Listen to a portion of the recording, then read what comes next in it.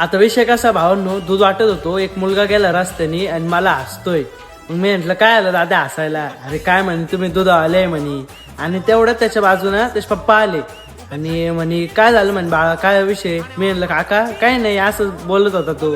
मग त्याच्या पप्पाने हे का म्हणे बाळा पेढा. मी म्हणलं कशाचा पेढा काका? म्हणे माझी मुलगी म्हणे ती IT कंपनीत लागली म्हणे 15,000ने. मी म्हणलो हो का? मग मी हसायला लागलो. मग ते म्हणते तुला काय झालं म्हणे हसायला?